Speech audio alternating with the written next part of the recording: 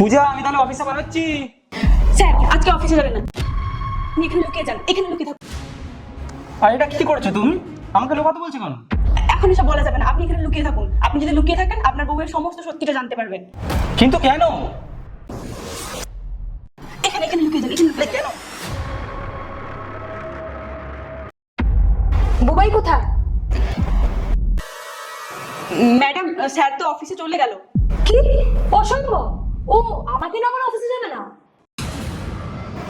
না madam, sir তো বললো যে ওনার তাড়াহুড়ো আছে, তাই উনি চলে গেলেন। সকালে তো ব্রেকফাস্টও করে যাননি, বললেন আপনাকে বলে দিতে। ও তাহলে নিচে গিয়ে দেখতো গাড়িটা আছে না চলে গেছে। ম্যাডাম, আমি এক্ষুনি গাড়ির আওয়াজ পেয়েছি, স্যার চলে গেছেন। এই কাজের মেয়ে হয়ে থাক, বেশি মুখে মুখে তর্ক করিস না। যা বলেছি করতে সেটা কর। ঠিক আছে ম্যাডাম।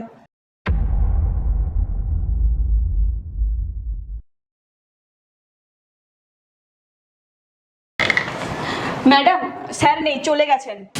ঠিক আছে, এবার যা বাজারে গিয়ে কিছু সবজি কিনে আন।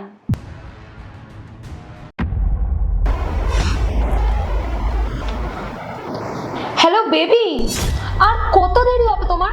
আমি কখন থেকে ওয়েট করছি। আমার স্বামী সেই কখন অফিস বেরিয়ে গেছে, কখন থেকে বসে আছি। আমি না আর থাকতে পারছি না, তাড়াতাড়ি চলে আসো। মুয়া। হ্যাঁ দাও, ভালো করে চুমু দাও, ভালো করে চুমু দাও। আমার সামনে দাও, ঘরের মধ্যে এনে শুইয়ে দাও। আরে বুবাই, একবার তুই আমার কথা শোনো। কি শুনবো, কি শুনবো? কি সত্যি বলো, বলো কি বলবে? তো তুমি এক মিনিট দাঁড়াও। পিউ পিউ, একবার এদিকে আয় তো। হ্যাঁ ম্যাডাম। এই তুই স্যারকে বলতো, তোকে আমি যা কিছু করতে বলছিলাম এতক্ষণ সব অভিনয় ছিল। হ্যাঁ স্যার, সবটাই নাটক ছিল।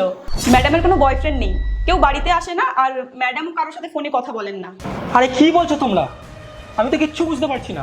আসলে তুমি তো জানো আমি আগের সপ্তাহে একটা পার্টিতে গেছিলাম, আর ওখানে তো সবাই তোমার কত প্রশংসা করে।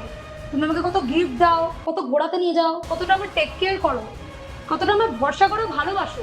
তো সেই কথাই চলছিল আমাদের বান্ধবীদের মধ্যে। ওখানে তখন দুটো মহিলা বলে যে এইসব তোর স্বামী শুধু দেখানোর জন্য করে, আসলে হয়তো তোর স্বামীর কোনো বাইরে চক্কর আছে।